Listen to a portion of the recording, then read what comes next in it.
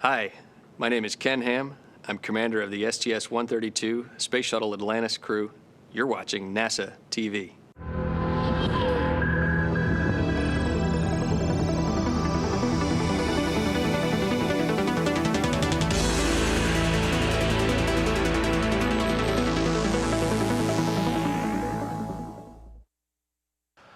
From Launch Complex 39 at the Kennedy Space Center in Florida, this is Shuttle Launch Control at T-minus 3 hours and holding.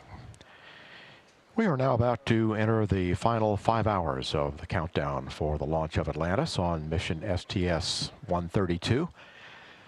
This is the 132nd launch of the Space Shuttle program, the 32nd launch of Space Shuttle Atlantis, and the 34th shuttle flight to the International Space Station. This will be a 12-day mission with the landing at Kennedy Space Center currently planned for May 26th at 8:44 a.m.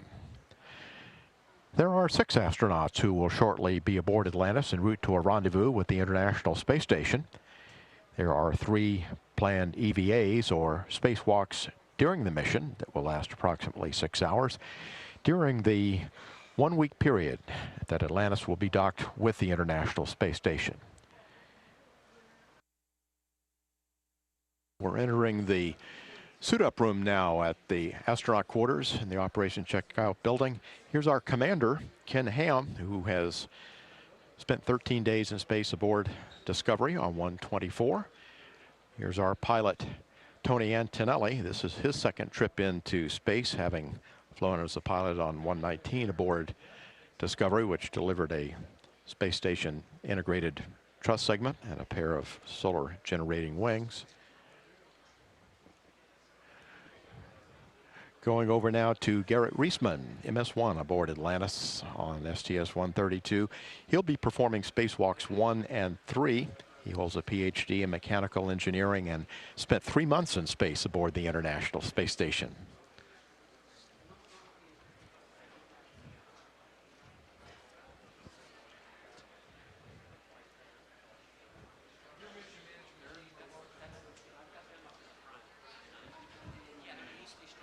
And here is Steve Bowen.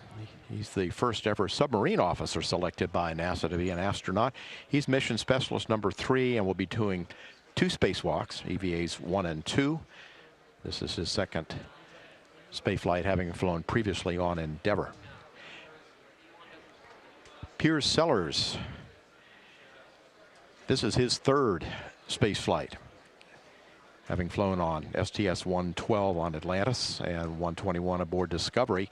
He's logged 41 EVA hours and 6 spacewalks. And Michael Good, making his second trip into space, having served as mission specialist number 2 on this mission. He'll be doing spacewalks on EVAs 2 and 3. He was previously on Atlantis on STS-125, the most recent mission to do maintenance on the Hubble Space Telescope.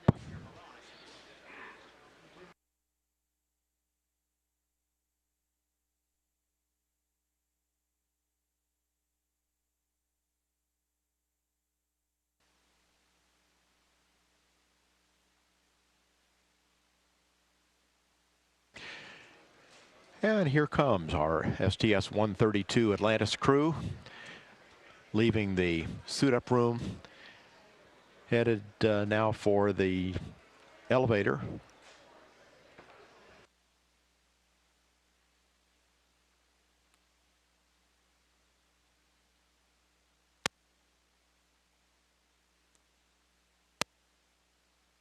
And much of the astronaut support personnel in the ONC giving them a goodbye as they leave.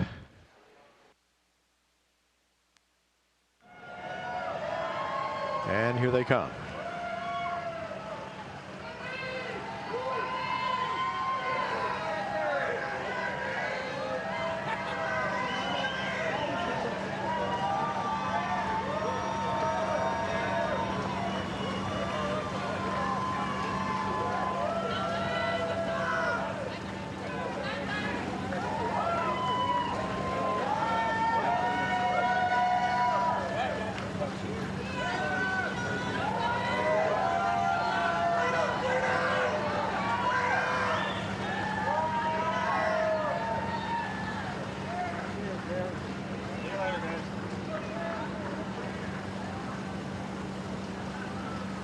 Kennedy Space Center employees are always invited to wish the crew well as they leave for the launch pad.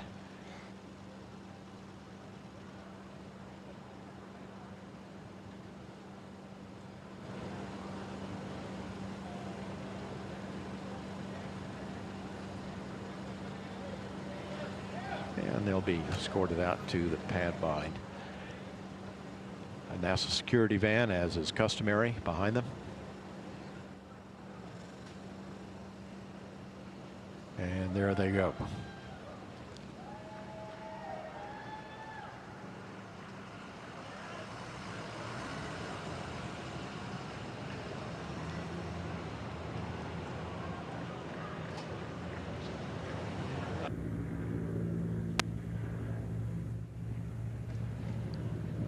The astronaut now arriving at the pad and going up the incline, going up the ramp to the pad surface.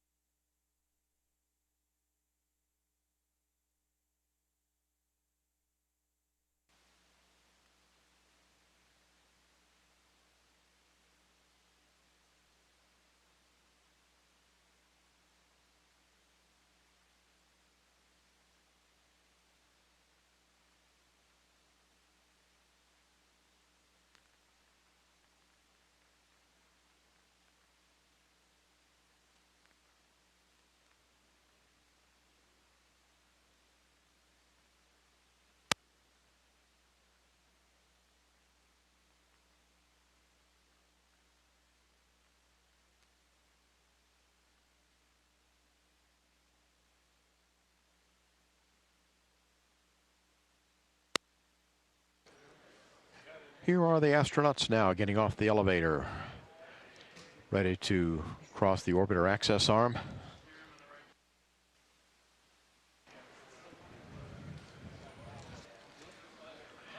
And our commander, Ken Ham, being assisted with his launch and entry suit prior to boarding Atlantis to be our first crew member aboard today.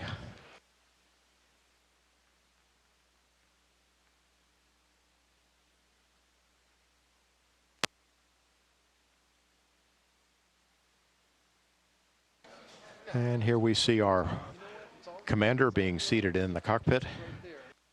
He'll be followed by Mission Specialist number 3, Steve Bowen, in just a moment.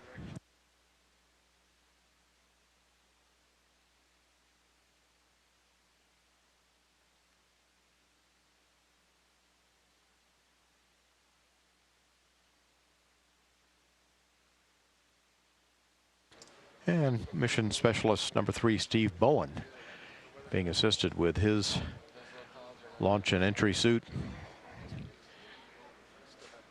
He will be doing 2 spacewalks on STS 132, EVAs 1 and 2.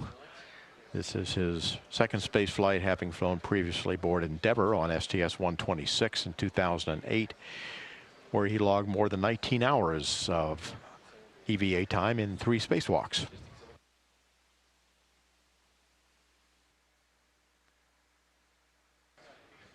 Joining us now here in firing room 4 is astronaut Ricky Arnold. He is going to be walking us through some of the activities to put the crew members on board.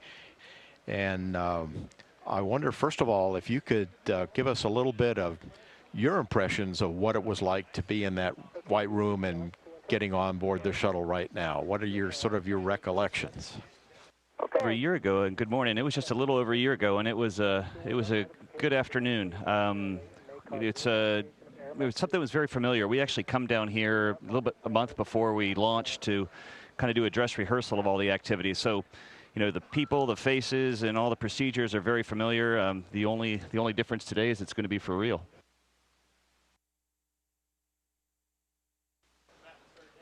Get a pretty good view looking down into the cockpit there. You can see all the switches, the overhead switches. Ken Ham is on the right. Tony Antonelli, you can see his American flag on his left shoulder. And Chris Cassidy, the top of his head, he's the astronaut support personnel.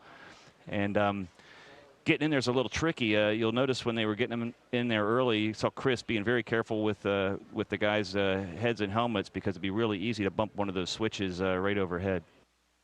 But I gather if that happens, there's pretty easy to notice in the firing room or somewhere, isn't it?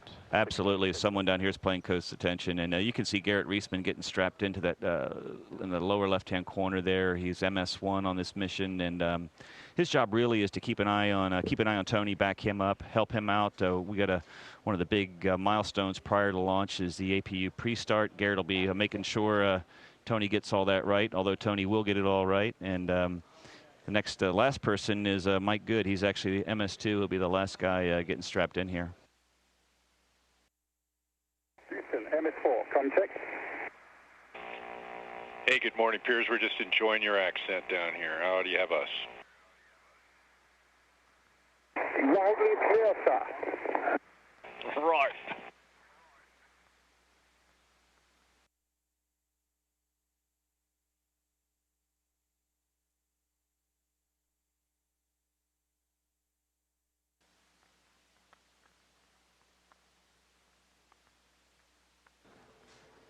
Hawk's trying to get a look at something. Got a couple mirrors going on, and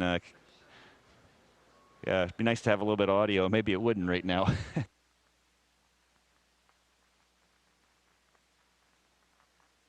I guess when you can't turn your head, can't move around, a mirror's not a bad thing to have. Yeah, there's actually some panels Tony has to get a look at on his lower right-hand side. That there's some. OTC, MS1, come check. MS1, this is OTC. I have you loud and clear. Good morning, Big G. Good morning, Mother. Good to hear you. Glad to have you on board this morning.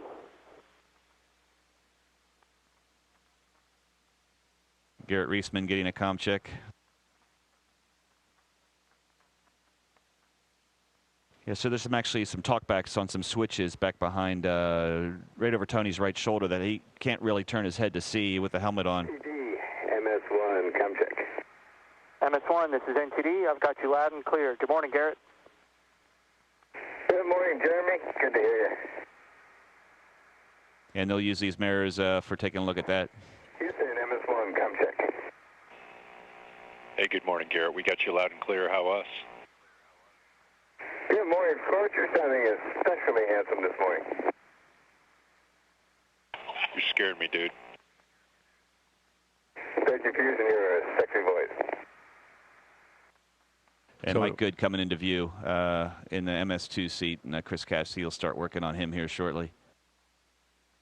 So it's not always the same closeout crew members in the white room from flight to flight. It varies some if they're assigned to a mission. Exactly. The guys who actually, the suit technicians, I guess is the word I'm looking for, which is part of the kind of the closeout crew. The suit technicians are basically assigned to the crew, and they'll be working more than one mission at a time. But they're the guys who are coming out to training events whenever we're suited, wearing these orange suits. They'll be there supporting, and they really know the equipment. They kind of know what's worked and what hasn't worked, and they do a really outstanding job getting us ready to fly and making sure we have all the proper equipment we need to get up there safely. So it looks like they're all aboard now. Yeah, it sure does. Getting Bueno strapped in, and they're getting some preparations made to the hatch, and looking like a good day.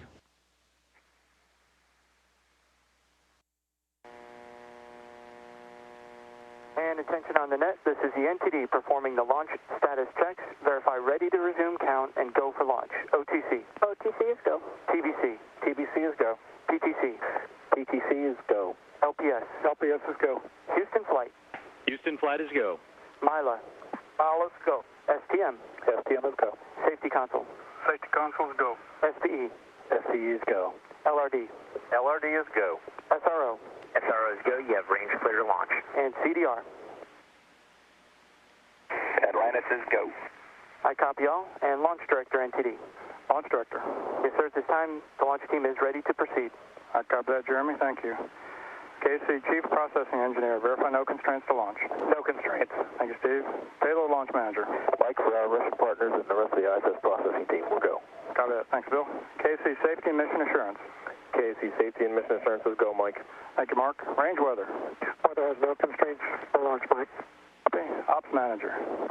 Mike, the MMT's in good shape. Shuttle program is go to let you launch Atlantis. Okay, copy that. Thank you. Atlantis Launch Director. Go, sir. Okay, Hawk, on behalf of all the manufacturing, processing, flight, and launch teams that have worked on Atlantis since March of 1980, I'd like to wish you all good luck, Godspeed, and have a little fun up there. Thanks, Mike. Those are great words. And like you said, there's 1,000 of folks out there that have taken care of this bird for a long time. Right now, a special thanks to Orbiter for getting us off the pad today. And we're going to take her on our 30-second flight. And if you don't mind, we'll take her out of the barn and make a few more laps around the planet. Nove Rastiet, Prihodit, na stanciu. Payekli. Thanks, Hawk. I understood all that. And we'll try to get you out of here on time. Good, man. And NTD Launch Director, you are clear to launch Atlantis. Copy that, Launch Director. The countdown clock will resume on my mark. 3, 2, 1, mark. T-minus 9 minutes and counting.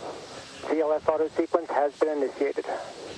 The ground launch sequencer, the primary computer here in the firing room, is now in control of the countdown. We'll be checking over 1,000 parameters in the launch sequence for Space Shuttle Atlantis in the next 9 minutes.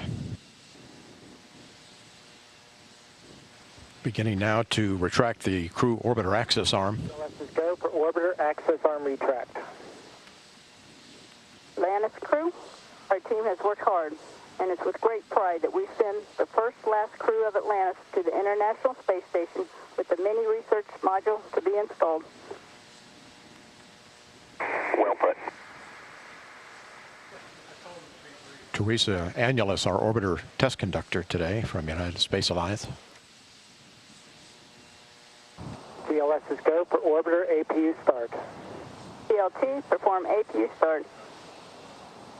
APU start, and what? Preparing now to retract the gaseous oxygen vent arm, the GOX beanie cap, the vent hood. CLT, OTC, clear caution warning memory, verify no unexpected errors. That's inward. Fuel cells going to internal reactants. OTC, PLT, caution warning clear, no unexpected errors. Copy. Atlantis, close and lock your visors and initiate O2. OTC, that is in work.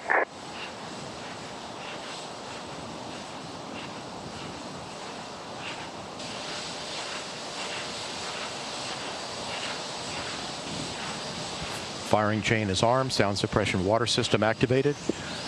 T-minus 13, 12, 11, 10, 9, 8. Go for main engine start. 6, 5, 4, 3, 2, 1. And 0 and liftoff of Space Shuttle Atlantis, reaching the crest of its historic achievements in space. And Houston, Atlantis is in a roll. Roger, roll. Houston is now controlling. The roll maneuver is complete. Atlantis is in a heads-down position on course for a 51.6 degree, 136 by 36 statute mile orbit.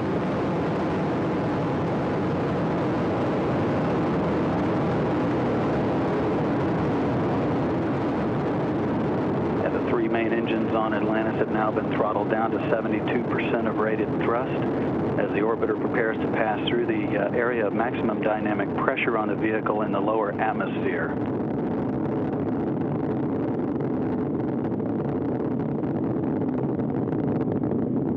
The engine's now beginning to throttle back up. Atlantis, you are go at throttle up. Copy, go at throttle up.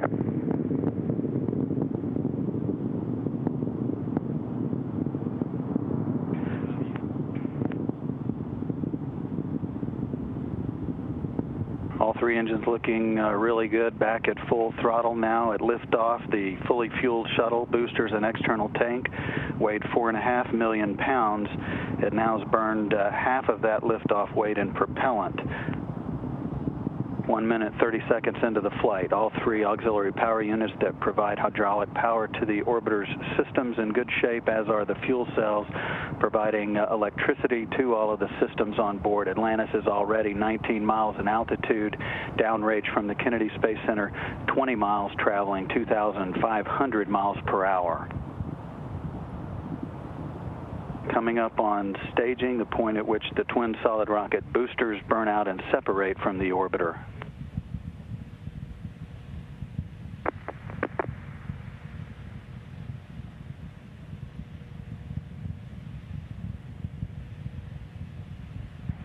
Booster separation confirmed. The onboard guidance system has done its job of settling out any of the dispersions that have been introduced at the booster separation. Atlantis' performance thus far is exactly as planned as Atlantis heads into orbit, flying heads down, wings level into a historic sunset on its 30-second mission. Atlantis, you are 2-engine TOW. Copy, 2-engine TOW. Atlantis can now reach Zaragoza in Spain in the event of a single engine failure. However, all three main engines are still operating at full throttle, 104% of rated thrust. The auxiliary power unit's still in great shape, as are the fuel cells. Atlantis is traveling 3,700 miles per hour at an altitude of 47 miles, downrange from the Kennedy Space Center now 88 miles.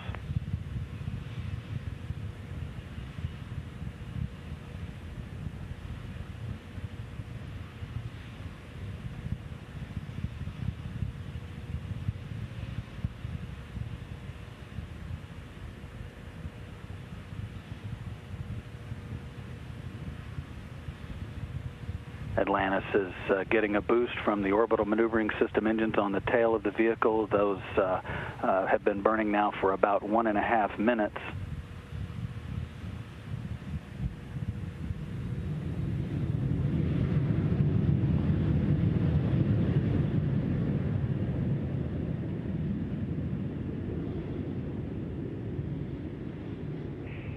Atlantis, you are negative return. Copy, scored, negative return. Negative return means Atlantis can no longer return to the Kennedy Space Center in the event of an engine failure. It's already traveling too high and too fast to return to the launch site.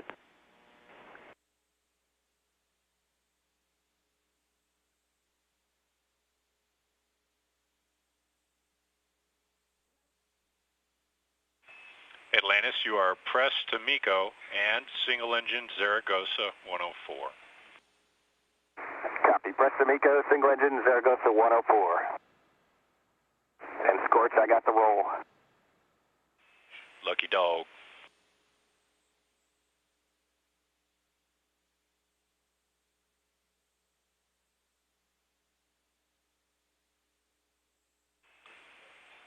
Atlantis, we'll have a nominal shutdown on all three. You will be go for the +X, go for the pitch. Atlantis copies, nominal shutdown, go for the +X, go for the pitch. Good readback. That roll to heads up provides a good satellite communications link with Atlantis, continuing its travel into space, approaching 7 minutes into the flight. Atlantis, you are single engine press 104. Copy, single engine press 104. Atlantis can reach orbit on one engine now should two fail. However, all three are still in good shape. Atlantis is now traveling 13,000 miles per hour. 580 miles away from the Kennedy Space Center at an altitude of 340,000 feet, or about 64 miles. Shortly, the three main engines will begin throttling back to maintain the structural limits on the orbiter as it approaches loads near 3 times gravity.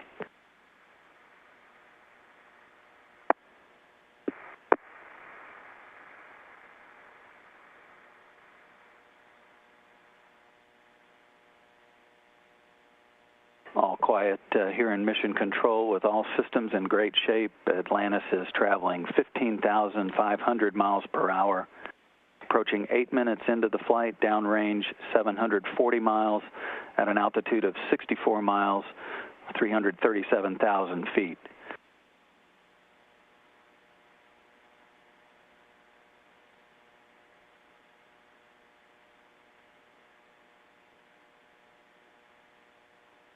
Standing by for main engine cutoff confirmation as Atlantis is in excellent shape heading into orbit.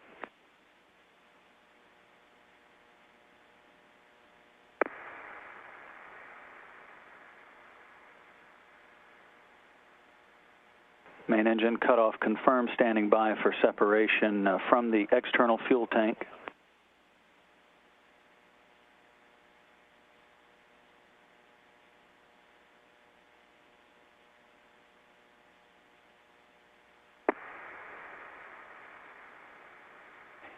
Atlantis now flying away from the external tank after separation.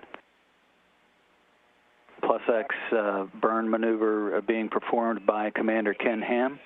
Nominal MECO ohms 1 not required. Preliminary ohms to TIG will be 37:30.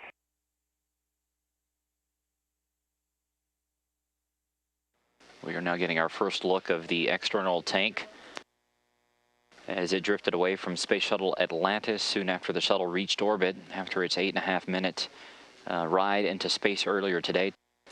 As is typical with all Space Shuttle missions, the crew rapidly gets out their handheld camera and takes some still and motion video of the external tank as it drifts away from the shuttle.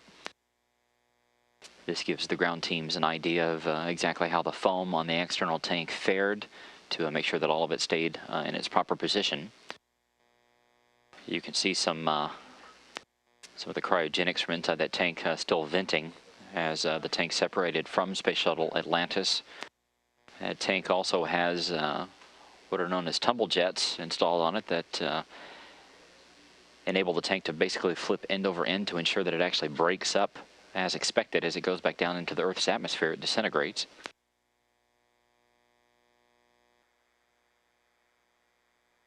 In this view inside Atlantis' payload bay, you can see the orbital boom sensor system attachment there at the very center of your screen. That's a piece of the equipment that looks like a small antenna that's sticking out is actually the part that the shuttle's robotic arm grabs onto. You can also see the integrated cargo carrier there at the middle of your screen. That's the large cargo pallet that has a bunch of these spare parts that Atlantis is bringing up to the station.